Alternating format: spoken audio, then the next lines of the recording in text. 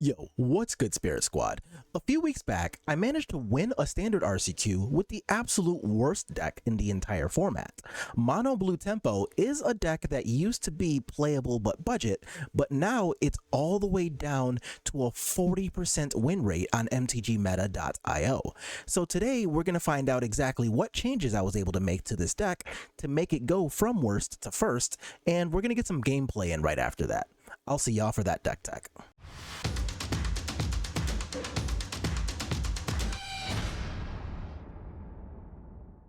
So the first thing we want to take a look at when we take a look at Mono Blue Tempo is, since you're playing a one color deck, exactly what win conditions do you have the ability to actually play within your format? And most of these decks are going to be focused around the card Haughty Djinn. This card is actually kind of excellent. For 3 mana, it's a star 4 flying creature, where star is the number of instant and sorcery cards in your graveyard. While it's on the table, instant and sorcery spells you cast also cost one less to cast. Cards are hard. Words are hard. I'm not editing that out. So you also have some pretty sweet, but overall tier 2 at best, complementary creatures to go aside the Djinn, but there are some ways to kind of maximize their value. And the first one's going to be 2 copies of Malcolm Alluring Scoundrel. If this card was not legendary, I would absolutely play all 4 copies of this card. When it deals combat damage to a player, you get to loot and put a chorus counter on Malcolm. When you have 4 or more chorus counters on this thing, each time you trigger the ability, instead of discarding the card, you can cast the card you're discarding. So this thing gets pretty sweet, provided it lives, but that's kind of a long ask because 4 chorus counters is a lot. Instead, we just have a flash flying creature that allows us to loot, and I'm generally pretty happy with that. We also have 4 copies of Horned Lockwhale, a card that I was pretty interested in playing in control shells already. Tempo is not the same as control at all, but it is a nice, huge finisher that also staves off attackers when you're playing a deck like Mono Blue, because the normal scenario will be that your creatures on your opponent's side of the table are gonna generally be a lot bigger than creatures on your side of the table. So having a 2 mana instant that can later serve as either protection from a creature that's trying to kill you or a huge flash threat, that's exactly the kind of tool that this deck really needed. Before, this deck was literally just playing 4 Haughty Djinn and 4 copies of Tolarian Terror, and just kind of tried to think that was enough to win games with. And with a 40% win rate, that was very clearly not the case. Our other creature in the deck is going to be 4 copies of Stormchaser Drake, and this card is honestly my favorite reason to even play this deck in the first place. I absolutely love this card. So it's a 2 mana 2/1 flyer that whenever it becomes the target of a spell you control, you can draw a card. And we got some really sweet little half combos going on with this. So with Stormchaser Drake on the table, you can cast Essence Capture to counter any of your opponent's creature spells. When you do, you get to put a +1 counter on a target creature you control. If your target creature is Stormchaser Drake, not only do you get the +1 counter and you counter their spell, you also get to draw a card. And the same goes for Reasonable Doubt. This is just like another one of those quench effects. So quench, make, disappear, whatever the new card from Outlaws at Thunder Junction is called. Reasonable Doubt counters a spell unless they pay 2, and you get to suspect up to 1 target creature. Again, you can target your Stormchaser Drake. If you suspect it, it also means that it has menace and it can't block, but realistically, why the hell would I want to block with my 2/1 flyer anyway? It's not really trading with anything in combat. So making it have menace and flying makes it so that this card can continue to do its job while still actually managing to attack, instead of just kind of sitting there looking useless on the other side of something like a Rafine. We also have 2 copies of Negate, so we have 10 counter spells altogether in the main. We also have some sweet protection spells over here in the 1 mana section of the deck. We've got 4 copies of Slip out the back, and of course, since we're playing a deck that only has 14 creatures, it would be nice if our creatures got to stick around a little longer than our opponents want them to. So that's where Slip out the back comes in handy, and of course, you get a +1 counter on a target creature, but again, if you target Stormchaser Drake, you get to draw a card. And Fading Hope is going to be one of those surprisingly pretty sweet cards, where yes, it helps quite a bit against opposing creatures. So if your opponent's going to come at you with something like, again, a Rafine as a good example, or a Shieldred, or something that you just really don't want to be on the other side of, cool, bounce it. And if it costs 3 or less, you get to scry 1. In a pinch, you can also rescue one of your creatures from an opposing removal spell. So if you're in the middle of trying to, maybe attack with Malcolms, get some lands out of your hand, draw into some better cards, but your opponent has other designs in mind with cards like Bitter Triumph or Cut Down, you can Fading Hope, rescue, and then just cast it again at the end of their turn since this thing has flash. And that's all going to be a pretty sweet little thing there. The other good thing that Mono Blue does is draw extra cards. And the best card for that, probably in the entire standard format, is going to be Thirst for Discovery, which is 2 and a blue for an instant that draws 3 cards, and then you drop 2 cards unless you discard a basic land. We have 18 basic islands in our Mono Blue tempo deck, so Thirst for Discovery is going to generally have extra lands just kind of lying around in your hand. Or you have Malcolm to help discard them as well. Lots of ways to get rid of excess lands that you generally don't want towards the end of the game. And we're going to complement those thirsts with 2 copies of Memory Deluge. And this is a card that doesn't really need an introduction of any sort. We know how good this card is. It's seeing play as a 4X in basically everything that resembles a control list. And, well, there's no reason for us to not play it. So the other card that we could be playing instead of Memory Deluge is Flow of Knowledge, which is a 5 mana instead of 4, but you do draw X, where X is the number of islands you have in play, and then you discard 2 cards. So typically what happens is on your 5th turn, you drop your 5th island, you cast Flow of Knowledge, you discard 2 cards, and you've made out pretty happy, right? But not only is this a mana cheaper, but I also have some lands here that happen to not be islands. I've got 2 copies of Cavern of Souls, an Otawara, and 1 copy of Mirix, none of which want to be in play when you cast a card like Flow of Knowledge, so I'm going to be instead playing Memory Deluge. And that's going to be it for the main deck. The main deck is obviously not terribly exciting, but it does have some pretty high synergy cards and some cards that can do a job all by themselves. In our sideboard, we've got some very key things that we're aiming to protect ourselves against. We don't want to die to a deck like Convoke or Mono Red Aggro, so we've got a full 4 copies of the Filigree Silex in our board. And for anybody who doesn't want to read all of that text but has been playing since 1902, it's just Ratchet Bomb, y'all. We've got 3 copies of Tashana's Tidebinder, and this is going to be primarily good against the Teamer deck that's looking to play cards like whatever the 2 mana Animist is that mills 3 cards, but they can pay 4 mana to revive all the lands from their graveyard onto the table. Well, that plan doesn't work so well when you get the Tidebinder that effect. You also have to play, well, not have to, but you get to play 3 copies of Teferi Temporal Pilgrim, and no, this is not the same as playing Teferi 5 from Dominaria, but it provides a lot of the same function in this deck. You get to draw some extra cards, and you get a 2/2 Spirit. Of course, I was going to find a way to put spirits in this video. And these things get absolutely huge with Teferi on the table. So you get to have a 2/2 Spirit token that gets a +1 counter along with Teferi every single time you draw a card. So if you get to have that token on the table and something like a Storm Chaser Drake or even a Resolve Thirst for Discovery, those tokens get real big real fast. And also, it's just a nice extra bit of late game help against decks like Blue-White Control, Esper Midrange, or really anything else that's trying to take away your job of playing the tempo game by slowing you down. Well, joke's on them, you're going to have a lot of extra cards that they need to help slow down. We're going to have 2 copies of Unlicensed Hearse, and this card actually has multiple jobs right now, to the point where I might consider a third. Its primary jobs right now are going to be keeping the lands out of the Teamer deck along with copies of Memory Deluge. Also, the Monastery Mentor deck is still a thing, so if they're trying to play cards like Helping Hand, Recommission, or anything else like that, you get to Unlicensed Hearse, help control their graveyard, and then depend on your somehow better creatures to win that game.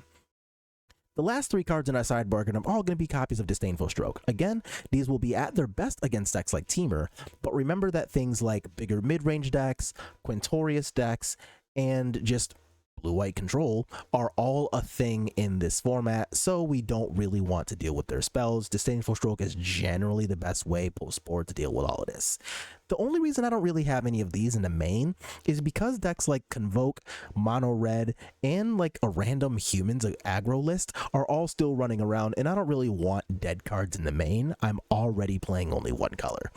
So that's going to be our deck tech. Let's get into some of the gameplay. Today's video brought to you by FusionGamingOnline.com, your one-stop shop for all your gaming needs. All right, welcome to our first round of gameplay. We are on the with and 1 lander, hate that for me, This hand is actually fine though, so I'm gonna go ahead and keep this. I'm gonna put the Haughty Djinn at the bottom of our deck, and the plan here is gonna be to just play the first few turns of the game at instant speed. So if they're playing something like, I don't know, blue-white control, for example, that's a pretty decent game plan for us. And actually, looking at a hand like this, Haughty Djinn being in this deck, I'm going to be so much happier drawing copies of Stoic Sphinx, because the way that this hand wants to play, right, slash the way this deck wants to play, is that you can do all of your cool shit at instant speed, except your coolest card. You have to tap out on a very key turn, your turn 3, to establish your threat that a lot of the times can still just die to a cut down. Because typically what happens is turn 1 with this deck, you don't really do anything. And in the RCQ list, I was playing Delver of Secrets, which is fine, but I've been looking for reasons to cut anyway. But you get to cast Delver on turn 1. Turn 2, you might play a creature, you might counter one thing, and turn 3, you cast your Haughty Djinn. And assuming that that play pattern is what happened, you only have one instant or sorcery in your graveyard. And that's still within cut down range. So your tempo deck is getting out-tempoed by a card that is, I won't say omnipresent, but is very, very popular right now. And that's just like the most common play line with the Djinn. So the idea behind, I guess, an updated list after Outlaw Junction comes out is that we'll get to play with cards like Stoic Sphinx that can play at instant speed, or even Duelist of the Mind that costs 2 instead of 3 or 4. And obviously I'll tinker around and see what I want to do with this list and see if this is what we want to be. But I don't know, just not a fan of a lot of sorceries in my instant speed deck is basically the complaint that I was making with that Djinn. Yeah, they never actually performed a game action, so we're just going to keep it pushing to the next one. Another one-lander? Not a fan. I don't appreciate what's happening with the one-land hands. So this hand is not exactly where I want to be in life either, if I'm being completely honest. I don't really want to be on the draw against... Oh, okay, never mind. I was going to say against a relatively likely... Deep Cavern Bat matchup, but here I can just negate the Kaito, untap Haughty Djinn, hope to fade, haha, a copy of, oh, never mind, that's better. So I'm going to do this instead and just cast my Drake. If they want to cast a removal spell on it, I get the Fading Hope, rescue my friend, and draw a card in the process, untap, redeploy, have the same lineup again. If they decide to, never mind, I was going to say if they decide to Shield Rid this turn, I will very happily Fading Hope that instead. But what's that? Breach the Multiverse. So we're just like a full-on control list. So as promised, I'm going to try to rescue my friend here. And either way, I'm going to draw a card. But if they have a second removal spell, so be it. They do, in fact, have a second removal spell. Or whatever, that's a removal spell. For today's purposes, that's a removal spell. So I'm going to cast this. If they have something like a Bitter Triumph or a Go for the Throat, then sure, this is dead. But if not, then I'll be fairly happy. Oh, Esper. That's not strictly the mirror. Noted. Oh, that's actually okay. So a bit of things synergy related we probably want to talk about. So with Memory Deluge and Haughty Djinn, if you have these on the table at the same time, this only costs 3, which is the obvious part. But you do need to pay attention that this card cares about how much literal mana you paid. So if you pay 3 for it, you're only going to look at 3 cards. So if you play this deck IRL, please do not fuck that up. You will be called a cheater. What are they looking for with that? Oh, Kaito, duh, they cast it earlier. I completely forgot they cast the Kaito. So they're going to try to push my friend. I am going to Thirst. That's important. We should talk about that. So when I highlighted the Thirst, you see how the auto tapper wants me to tap exactly 2 islands rather than being able to tap Cavern of Souls plus island and leave up room for my Fading Hope. So we want to pay attention when shit like that happens, because you just do not want to body yourself for no reason. I'm going to get rid of the Deluge, actually the Lock Whale, and no, the Deluge. I have another Thirst. So let's get rid of that, and I am going to rescue my friend if allowed. Okay, sweet. And do I want another Thirst against control? I think the answer is yes. So they can use this opportunity to resolve Kaito. They do. And since we know we have another Djinn plus Fading Hope here, I think I'm actually kind of okay with that. They discard a second Kaito, noted. So I am going to play you as a land, and I'm going to leave up a blue, and I have another Fading Hope in case this thing needs rescuing. Okay, this doesn't feel that bad. So they're going to go ahead and loot with Kaito. Completely fine by me. Discarding a Breach to Multiverse, Surveilling, you got it. And things that I want to pay attention to, a third Kaito? That's a lot. I can't do much about that Collector's Vault, so it is what it is. They get to loot and then make a treasure, noted. So upside to this is that for 1 mana, there really isn't anything in Standard. Oh, they make a treasure, never mind. I was going to say there really isn't anything in Standard that can kill a Djinn, so this Kaito is ultra dead. Hi, bye. Nice knowing you. And I am not going to cast a second one because I don't have like a negate in hand. So I don't really want to have this thing die to whatever the 5 mana sweeper of this format's called. Instead, I can use this turn holding up mana for something like a Rescuing Fading Hope or just start casting these. I'm pretty happy if even one of these resolves. Okay, Breach to Multiverse. That is definitely gonna be a let's try to counter that thing. I will discard the island. Mills 10 cards for each player. Choose a creature or planeswalker in that graveyard. And then each creature you control becomes a Phyrexian. Oh, so they just mill me and then get a card that I can take back with Fading Hope? Yeah, let's just let them do that.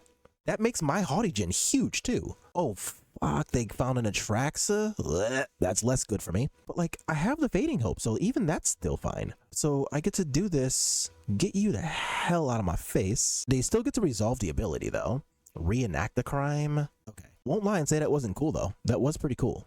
Oh, it costs it costs less because of the Djinn. Oh, that's hilarious. Sucks for me, but hilarious. Okay, that happens. All right, so I'm gonna play my Malcolm, and I have another Thirst, so I can try to look for something cool. Deck, if you could not, dang. All right, fine. What are you on? You're on Drake, so you should be on Djinn then. So now what? They can't cast this really anytime this century. Well, actually, no, that's false. They only need to make... What the fuck does this do? You may collect 10 evidence rather than... Oh, no. I did not expect there to be another creature in that deck, not gonna lie. I'm gonna take this. So the next time they try to attack with this, though, I can Horn Lockwhale on it, so that'll be kind of cool. I'm gonna play the Mirrex, do this so that I have the ability to... either, yeah, that's pretty huge. So let's see what I draw. The Deluge. Do I want the Deluge more than an island with this? 1, 2, 3, 4 up. Yeah, we're gonna pitch the island. So I currently have exactly enough to Deluge and use Lagoon Breach. So that's gonna be my game plan for now. Because if that works and they can't cast Atraxa or do anything else about my cool stuff, then I at least get to just kill them back on the spot. But I don't know what these 2 cards are or what they could draw from this, so we still got a little bit of potential work to have to do here. Modern Age, I do know what that card does. That's a cool Pauper card. Oh wait, exile target. Okay, so I need to do this to look for a counterspell in response to Reenact the Crime because they're gonna discard Atraxa and then try to revive it. Got it. Okay. And since I do want them to use all of their mana, oh, they didn't just, oh, huh. Aha. Okay, so I am gonna cast my Memory Deluge looking for specifically a slip out the back, and I find one. Let's go. All right, so I'm gonna get to slip out the back my friend here. I stop looking at my nice things, please. Oh, but this lets them put back the Atraxa, but that was always gonna get to happen because I can't both rescue this and counter this. Oh no, this isn't, oh, it's not in their graveyard. Where'd they get 4 mana from? Okay, what the hell did I just miss? They did not have the mana for that. What? No, they only needed 3, but I swear to God, I thought they only had 2. Well, all right. I have no idea how they just got a 3rd mana there, but okay. I missed something, clearly. Fading Hope. Okay, so I can put away this Atraxa token. This costs 6. 1, 2, 3, 4, 5, 6, 7. So if I do this, leave up an island, I can find both a land and another Fading Hope or another slip out the back. All right, I think that's worth a try. I find a land and I find a slip out the back. All right, we did it. All right, fuck off. Fuck off. Yes, I'm sure. And I would like you to fuck off to opponent. Whoa, that was a very sweet game 1 to start this with. So I have no idea what my last no-show opponent was trying to show off against us, but it was nowhere near as cool as what the hell just happened in this game. Anyway, we've got some Disdainful Strokes. We've got some Tidebinders. Iffy on the Tidebinders. We'll find out. I don't really want Horned Lockwhale in this matchup. I don't really want Essence Captures. We didn't really see any creatures there. And I do want all of these things. They do play a decent amount of removal. I want all of that stuff. And I guess the card that I want least is actually one of these Jin. Yeah, like the Jins are obviously pretty good, but I think putting in the Teferis means that I'll have a decent number of threats. This hand is fine. Don't love it, don't hate it. So I can spend turn 1 doing effectively nothing, unless I get duressed here, which I do. They're probably going to take out my Slip Out the Back because I've got these 2 Stormchaser Drakes that they know I want to protect. They actually take a Stroke instead. Okay, so we know what this game is going to become about later, but I'm okay-ish with that. I have another negate in hand now. Okay, sweet. So we drew the land I want. If they cut down this one, I'm mostly okay with that.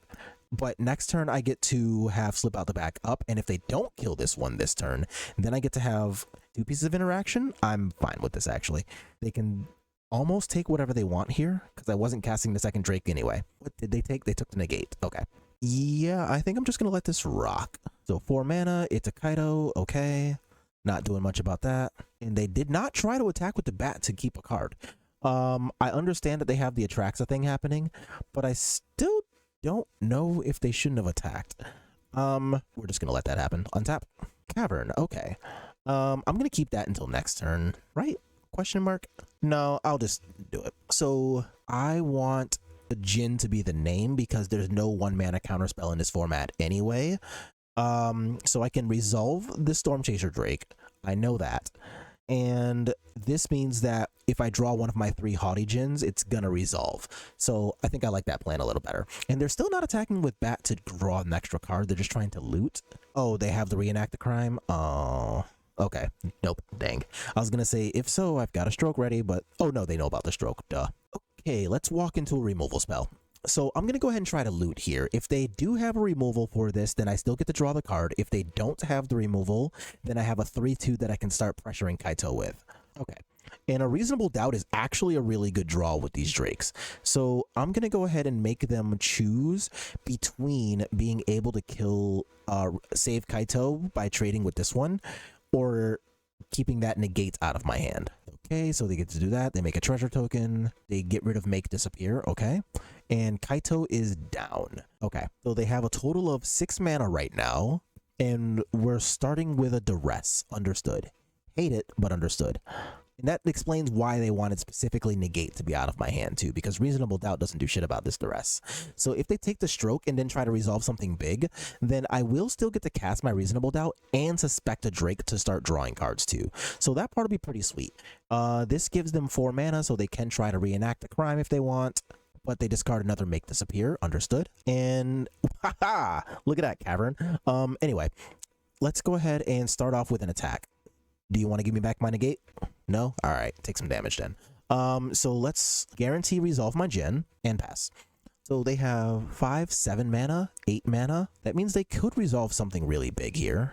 Okay, so this takes them down to an effective total of 7, right? 1, 2, 3, 4, 5, 6, 7, yeah. And they are going to try to reenact the crime on Breach the Multiverse. Okay, so first I am going to do this, target the 2/1 Drake, so that I can draw another card and see if it's like another counterspell or something useful. It's not? Okay. So in that case, we'll simply find out what the hell they mill. It is what it is. All right. Again, upside, it makes my Jin huge, but they get to potentially put something really big in play from both of our things. So do they have an Atraxa? Ugh, yes. And what do you get out of mine? You get a Malcolm, but they have an Atraxa, so like they're probably not complaining too much. God, Atraxa's a scary fucking Magic card. I mean, my Jin can trade with the Atraxa, so it's not just the worst. But it is... Oh, that is. Wait, no, it's not. I don't have anything in hand but a Malcolm yet. Never mind. That's fine. Your duress can resolve, and I am going to cast my Malcolm. So, a Teferi. Is that better than Deluge right now? I think the answer is no, because I can find, again, both a land and a thing to do with said land. We don't. Okay.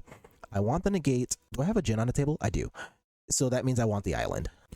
And I will offer a trade with friend Atraxa. You have Menace. Okay. Wait.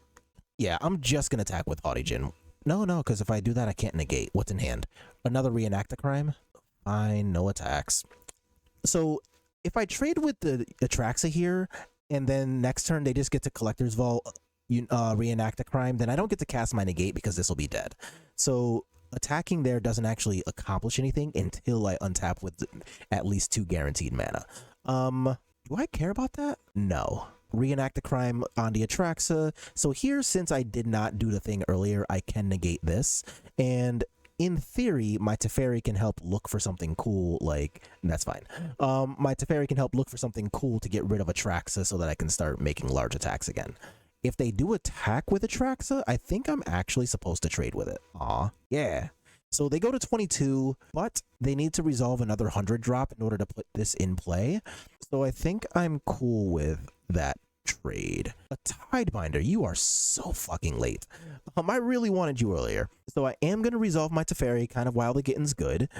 And do I want a Spirit or do I want to draw a card? I think I want to draw a card. So you're going to go up to 5 loyalty. A Cavern will actually... You have a second type and it's Wizard. Okay. So I'm going to name Wizard, not Merfolk. Because if I name Merfolk, it's super obvious that I have a Tishana's Tidebinder. If I name Wizard, though, then I do have the potential for that to just be something else. So I will not try to attack. I'm just going to sit on my Planeswalker for a bit. I think I actually am going to Tidebinder to Collector's Vault because I want this to be off for basically forever. Ray. So if they have like a third cut down for this, then whatever you got me, so be it. Modern Age is actually pretty good for them. How much mana do they have? 1, 2, 3. Okay. So they can't... okay. And what's that? Sewers. So now we're actually looking pretty okay, right? Like, they don't have any threats that are really worth anybody's time. I have the ability to threaten some decent attacks to start with, if nothing else. If I make a Spirit token, this cannot... Okay, yeah, we're looking fine. So I'm going to attack with just Malcolm here. If they want to trade either their Malcolm or whatever for my Malcolm, so be it. That's fine. So now I'm going to make a Spirit token instead of drawing a card. Play the Mirrex. You just make a 2/3 flyer. Yes, I want to play the Mirrex so that I can at least do something every turn. Okay. They find discard. Oh man, that is not good. So they get to find an Atraxa and a thing with 11 cards in their deck. If they get Atraxa, then they mill 1 card or mill down to 1 card. So they could deck themselves. Okay. I'm gonna let them have the chance to deck themselves. Wait, why are there 8 cards in their deck? Can I just not count? Oh, the rest are bottom, not milled. Okay. We're not beating that. Do I want the 4th Djinn back in the deck on the play? I think the answer is actually no. I could have put the Unlicensed Hearse in over some more of the Djinns. Actually, I probably should have. Yeah, in retrospect, I wanted the Unlicensed Hearse. All right, so this hand is fine. We'll keep it. And with 2 creatures in hand, a Duress isn't necessarily the most debilitating thing in the world either, so I can vibe with this provided we draw some more lands. Okay, Undercity Sewers. And here I get to hold up a counterspell for something like that Collector's Vault, or just flash in Malcolm in the event that they just like duress me here. And they play a tap land first too, so I know that they actually have to make a real choice there too. So that's kind of nice. They do in fact duress me, so I'm going to go ahead, put in the Malcolm. They can take one of these 3 cards here, and I'm kind of okay with getting these 2. I still want to use Malcolm's loot to find a land though. They get rid of... Never mind. Life is good. Fading Hope is the draw. I want to get rid of Tidebinder and keep Fading Hope. Is that right?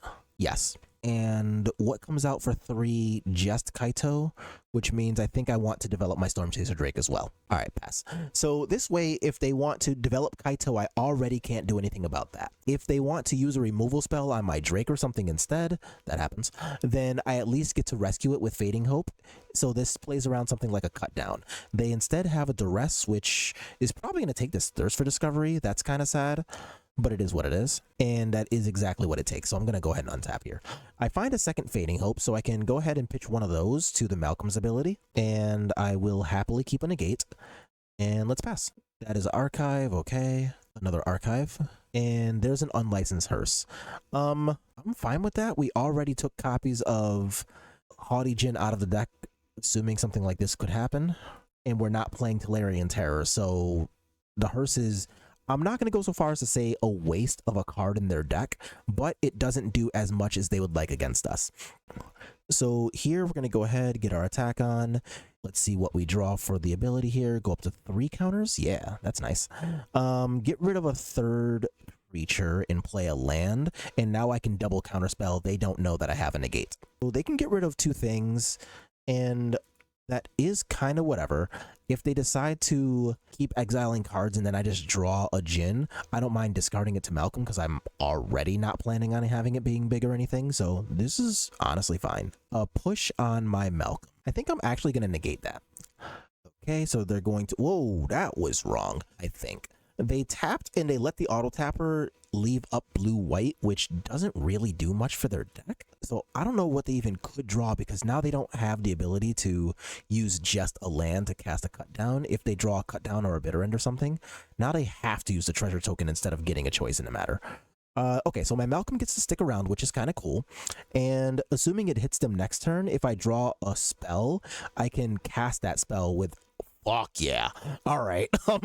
That is exactly the kind of cool thing I wanted to do. So now if my Malcolm actually does combat damage here, I'm going to get to play Teferi off of the Malcolm's ability instead of having to discard a card. Oh, that is sick. Give it to me. Hell yeah. Combo established. Let's go. So I'm going to get to put Teferi into play. And if they counterspell it, then fine. But we got to do this super, super cool thing.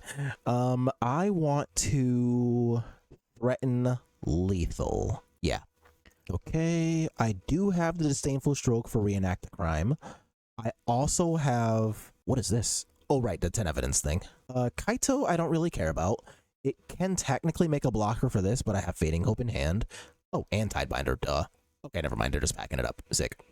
Well, there's a W. Let's move on to the next round. That was super fun. Right, a second round is here. Opponent's taking a mulligan. We're gonna do so as well. And this hand is a whatever. I'm going to keep it. I'm just going to be sad about it. With the Slip Out the Backs and Fading Hope in hand, though, it is a lot better if I end up seeing a creature anytime soon. But if I don't, this hand doesn't really do anything. So, I don't know, fingers crossed. What is that? Okay, Restless Anchorage. So, that actually gives me a little bit of hope because that generally means I'm going to have time to draw into a creature. Whoa. Jesus, these are sick. Holy shit, I want those. Esper colors. Okay, so looks like, yeah, I was gonna say, looks like we're actually just playing against mid-range. So I can do this. Ooh, okay. I see you, deck. I see you. I think I'm actually supposed to make them choose between resolving a creature and killing this. And it's really likely that they just kind of put this down and play a tapped land. So assuming that's the case, then I get to untap and hold up both Slip Out the Back and Essence Capture. But it looks like they're not going to put their Lifelinker into play. They're looking at this a little too hard for my liking. So go ahead and just play your Denick. Nope. What are you? Right. Okay. Don't love that for me. It is what it is. But you don't have lifelink, so it's not that bad. So you do get to do the investigating thing quite a bit, and that's going to be really fucking good. But I suppose this is what we get for both losing the die roll and not having all of the nice things, TM. But this is kind of cool, though, if they start casting shit, because I at least get to start doing things, targeting my Drake, drawing a bunch of cards, and that'll help me kind of get back into what I believe is a favorable position, because right now... this ain't it, Chief. Oh, that's not the worst. Okay, so let's go ahead and get an attack on here.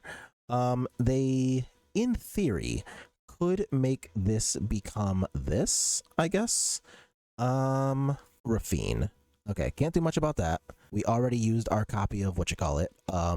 So they're gonna try to connive. I get to Otawara here. Don't super love it. Oh, they get to investigate. I shouldn't have let them attack. That's on me. I forgot this card investigates. Whoops. Mistakes were made. So we're gonna go ahead and pass. I do have the Memory Deluge plus Slip Out the Back up, so that's not nothing. A Deep Cavern Bat. Okay, so I am gonna cast a Deluge then, and let's see if they want to respond to that with a removal spell on the Storm Chaser Drake. Dang. They did not fall in for my trap card. So I'm gonna take Fading Hope and I believe Malcolm, or do I want to just take another Deluge? I'm going to take another Deluge. So now they can take any of these things, probably the Fading Hope to guarantee that the bat doesn't go anywhere. And from there, it's kind of my job to turn this into some form of a winning position. If they cast Lazav again, then I can proactively slip out the back of my Storm Chaser Drake so that it's a 4/3, and that will at least allow me to start attacking. Okay, so we are going to let that ability resolve. Not much to do about that. And let's see what they're more interested in taking. They took the Fading Hope as predicted. Okay, so we did kind of figure that could be a thing that happens. But if absolutely nothing else, we do get to kind of run back the previous turn sequence where we get to untap and Memory Deluge plus slip out the back again. So this is going to be a 2/5, so I'm not really going to do anything about that. You got it. And they do in fact cast the Lazav. Okay, so I'm gonna go ahead and do this. Draw a card. Horned Lockwhale is actually kind of decent. This will allow me to, 6 land is really good too. This will allow me to go ahead and put on top of their deck whatever they actually put the connive trigger onto, and if it happens to be the bat, then I get my cool thing back as well. So I can potentially get rid of 2 creatures at the same time. I don't know, we'll see what happens.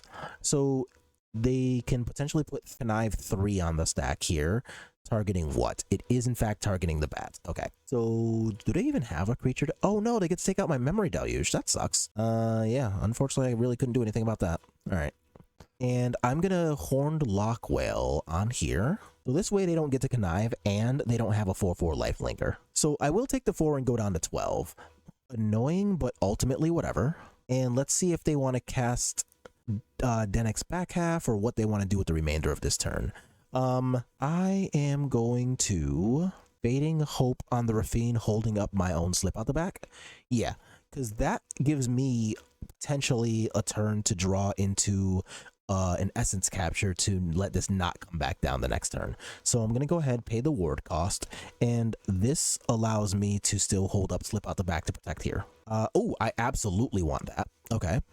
I do want to be able to draw more cards. So what's our biggest downside here? If they cast Rafine and have a removal spell, then that's actually fine. If they tick down, I can slip out the back. I don't love it because they can just make a token, but it's not the worst thing that's ever happened in the world. It's not the best either, but it could have been a lot worse. So what happens if they just like bat and then Rafine? Actually, that's fine by me. Yeah, because they can't take both Thirst and Deluge. Okay, I'm gonna Thirst here. Yeah, because I want to be able to Essence Capture and Slip. Okay, so I don't love the fact that Lazav's gonna get to attack and exile something. Oh, come on. I don't want negate now. I want negate when you had this. I wanted the 4 of Essence Capture, not the 2x negate. Fine. Whatever, you got it.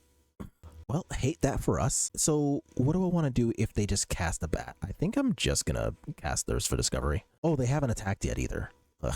So now they get to connive onto here as well, where X is 2. Not a great look for the home team right now. Oh my Lanta, what am I supposed to do with this? Get rid of that, get rid of this. Man, we are drawing things very out of order here. But a negate on this, or an Essence Capture on this would have been super good. They got rid of my Horned Lockwhale, so I'm not gonna, oh, they didn't, okay. Next game.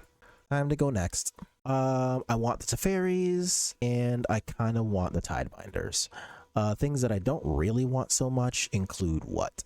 I don't really want the Djinns, and I don't need 100 copies of this. Okay, so this time we're going to be on the play, and we're going to keep 7. All right, good starts all around. So we're going to play an island and see what tap land they want to start with. It is the Shattered Sanctum. Okay, so let's go ahead and pass the turn. I can play Malcolm to start things off with.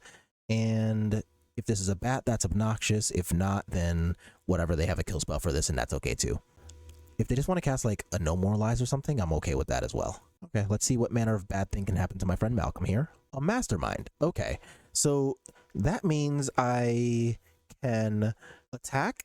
They're going to not block because they want to be able to draw a card. I can respond to that by Tidebindering the triggered ability and turning this thing's flying off at the same time.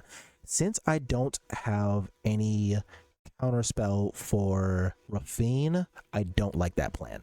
Instead, if they cast Rafine this turn, I can Tidebinder Rafine's ability, stop the connive, and then just kind of keep my life going from there, since Rafine will also lose flying. I like that better. Caves of Koilos, understood.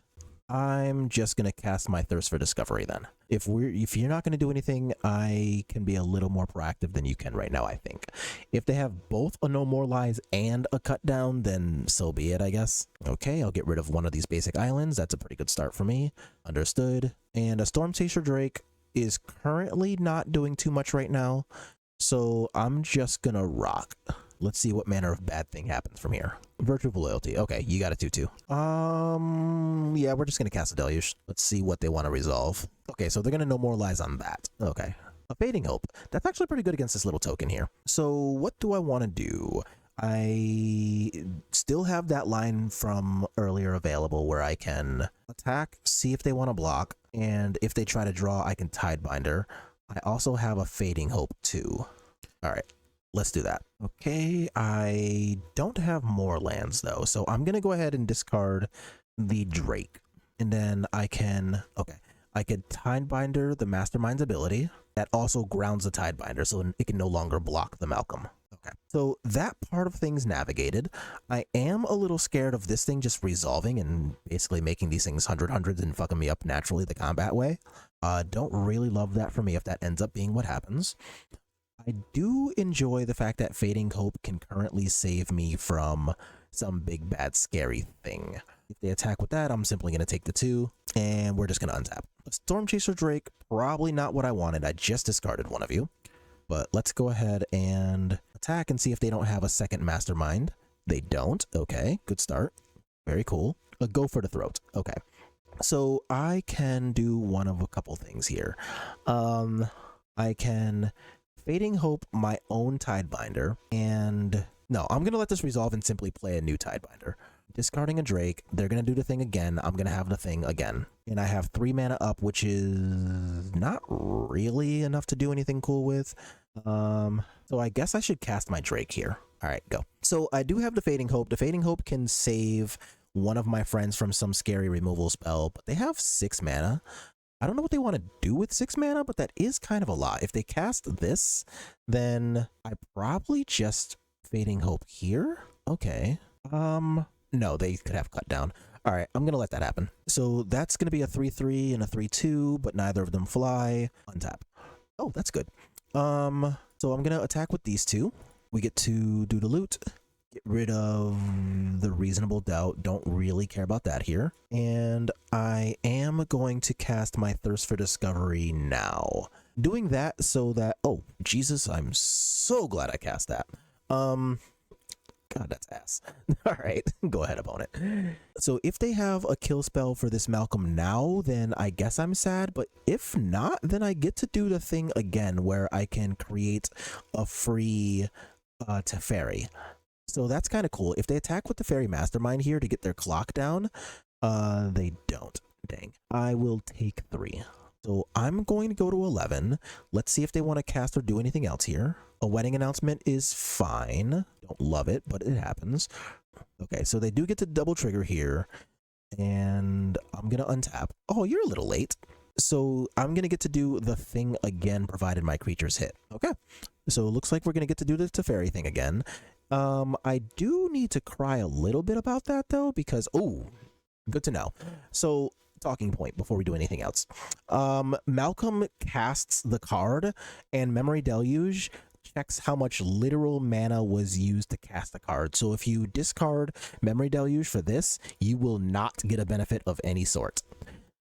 Okay, and since I don't believe a 2/2 Spirit's actually going to do anything particularly useful, I'm just going to go ahead and draw a card. And going up to 5 loyalty also gives me the leeway to... that's probably fine, actually. It gives me the leeway to think that they're probably going to direct an attack or 2 at Teferi rather than at my face, because Teferi's got 5 loyalty and nothing here has 5 power. So that could actually be pretty decent sized benefit at some point here. If they cast a Wandering Emperor, Otawara, that gives you flying things again. I have to use mana if I want to use you again. I think that's actually okay. I'm gonna Fading Hope this, and I do not want another Malcolm. Okay, yeah, that's fine. Aha. Okay, so they can Deep Cavern Bat. They try to strip a card on my hand. I can go ahead and Tidebinder the stripping ability to keep my 4/3 alive, and that takes me down to 4 mana, which is still enough to cast Memory Deluge. I don't hate that for me. I do like taking away this thing's flying as well, and this means they don't know which counterspells are in my hand either, and I obviously love that too. So now we find out if they want to attack into Teferi and try to get some of that loyalty down, or if they You are also attacking Teferi. Sure. So now I am going to block here.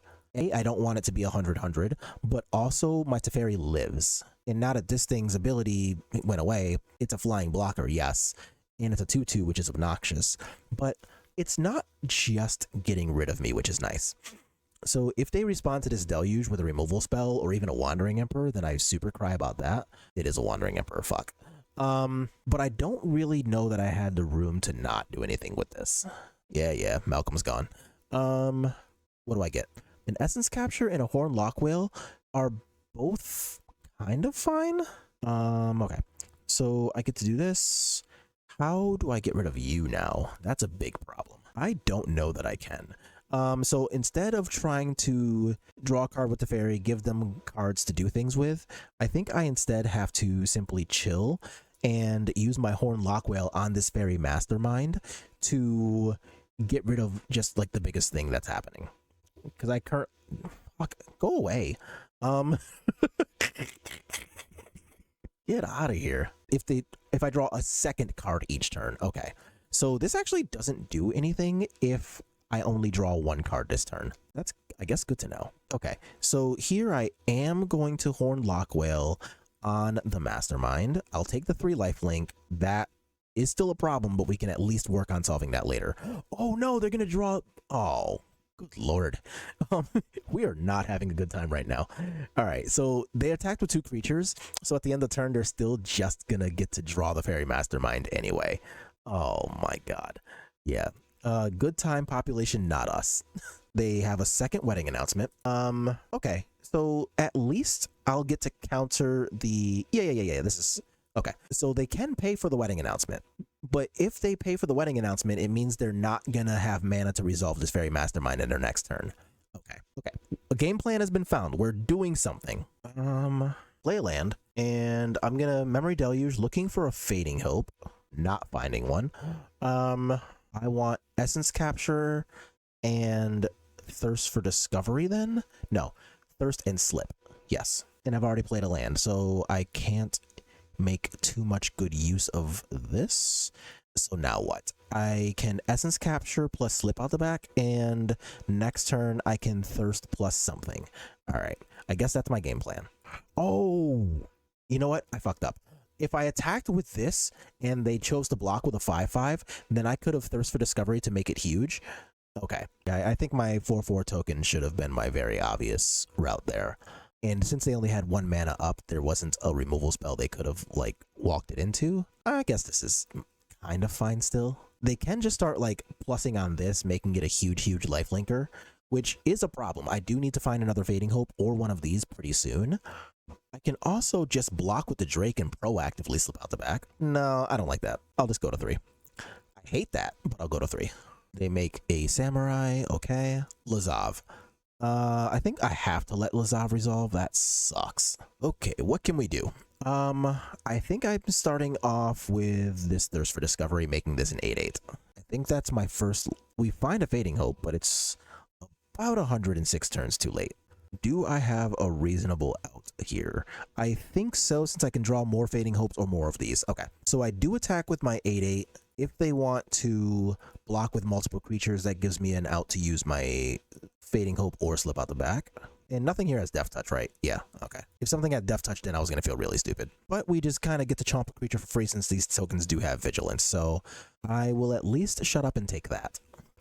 They have another Virtue of Loyalty and 3 mana. So I guess I kind of have to let that rock.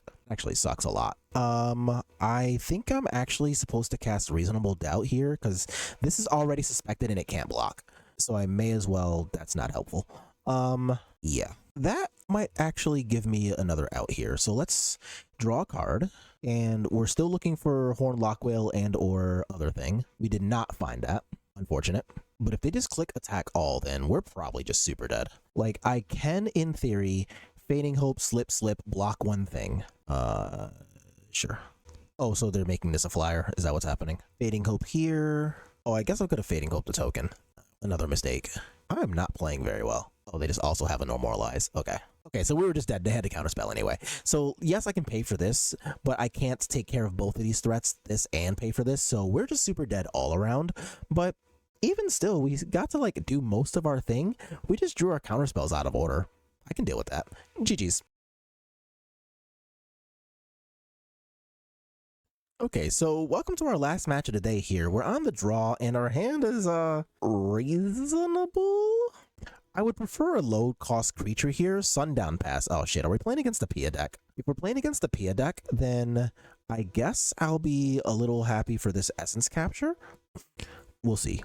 What the fuck? Is this just a really bad Convoke hand? I legit think this might just be like one of those really bad Convoke hands. What the hell? I officially have no idea what my opponent's doing, so I'm just gonna play my Jhin, see if it untaps, and just kind of go from there. Another case of the Gateway Express. I am so goddamn confused, y'all. I'm gonna play my Otawara, and I'm gonna not attack for 0. But I do have 3 Fading Hopes, so if this is just Convoke with, that's actually fine. So I'm going to do this, and I am not going to suspect my Jhin because I do want it to be able to block. So this is Convoke with quite possibly the world's worst hand. This is awful. I'm going to name Jhin because the creature type doesn't really matter here. And I don't want them to know that I have Hornlock Whale, so I'm not going to name Whale. War Leader's Call is fine, I guess. Oh, that's going to be really good. All right. So I'm going to cast this Thirst. I will get rid of the basic island.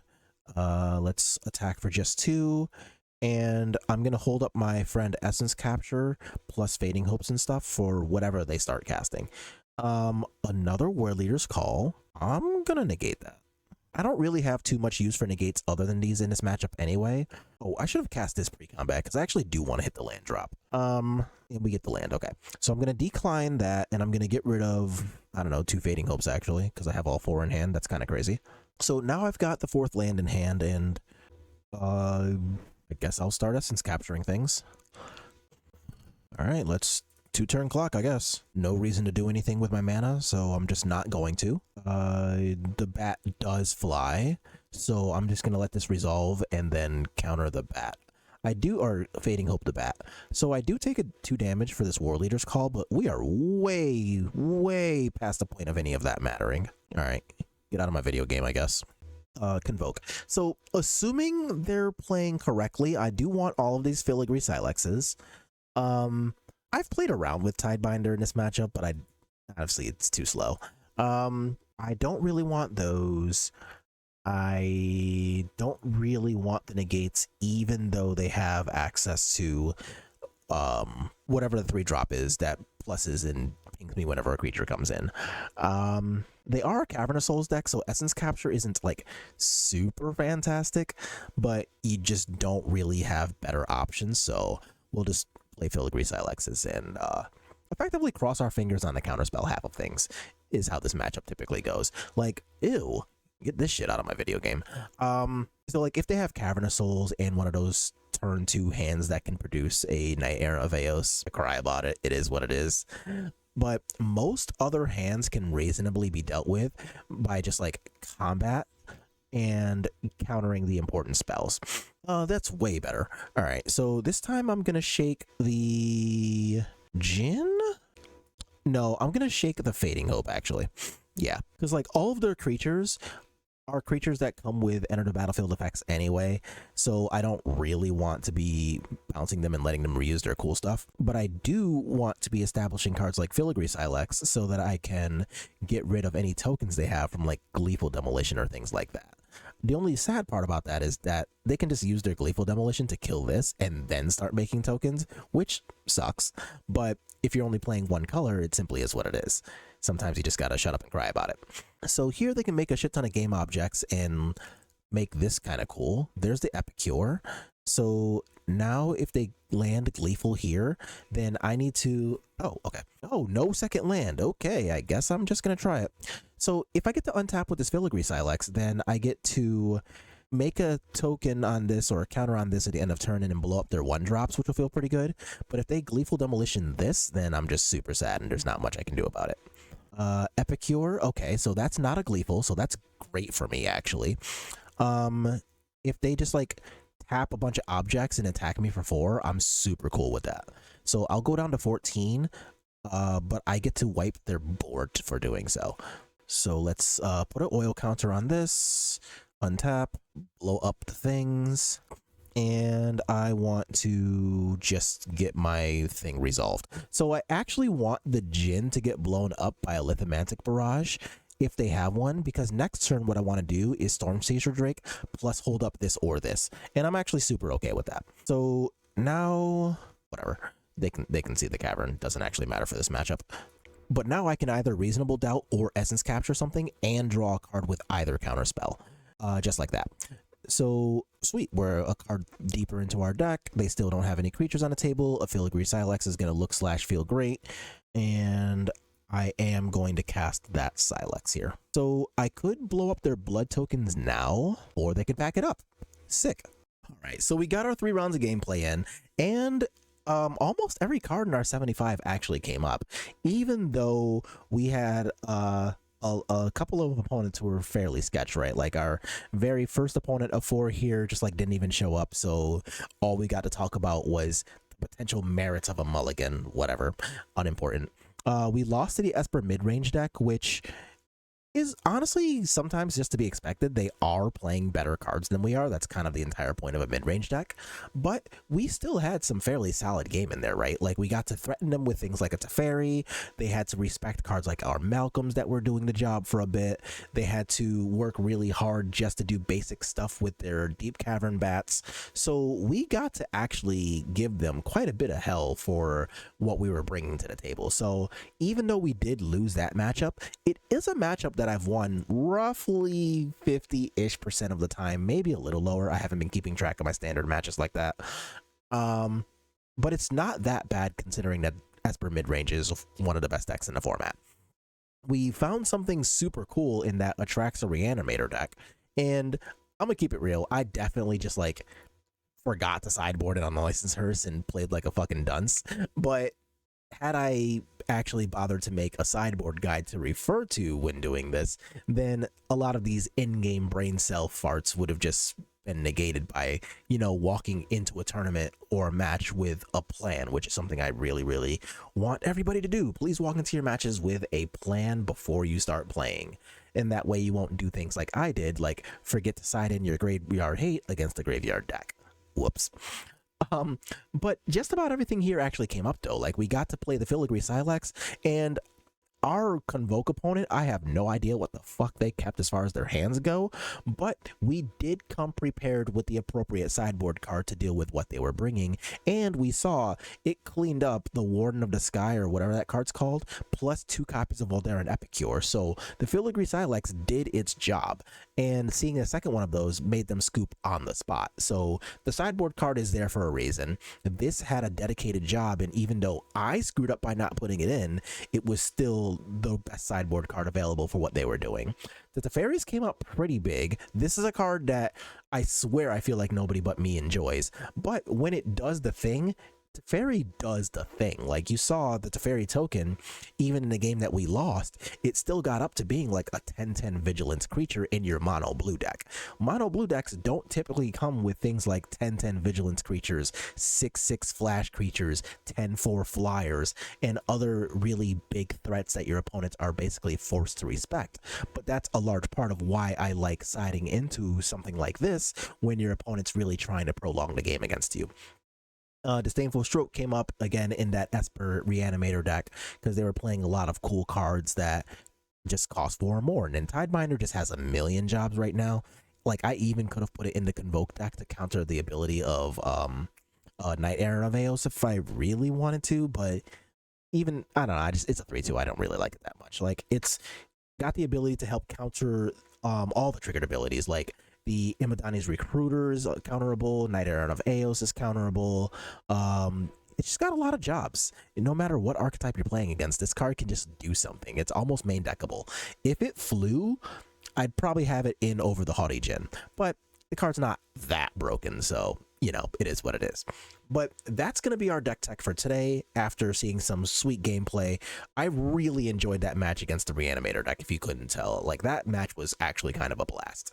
But what do you think about this deck? Is there any way that cards like Stoic Sphinx can make this rescuable when Outlaws of Thunder Junction comes out? Or is this archetype just as dead as the scoreboard states it is? Either way, let me know what you think about it. if you think this list is cool, if you think I should just like stop trying to play cute lands and instead just play a bunch of basic islands and call that shit a day. I'm interested in your thoughts. Anyway, oh, important, I forgot to mention, we fucking hit 2,000 subscribers the other day, and I got a notification and completely forgot, and holy crap, that's actually a really big benchmark. So a giant thank you to everybody who's been watching, joining Discord and having discussions, private messaging about basically whatever as far as spirits and other decks like this go.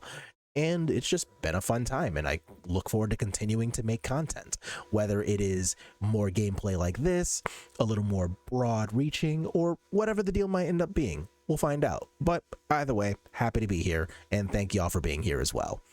Anyway, that's it for today's video. As always, if you like what you're watching, make sure to click like on the video, let me know, subscribe to the channel if you're new. Like I said, we just hit 2,000, and I would love to hit 3 at some point. But until then, I'll see y'all on the next one.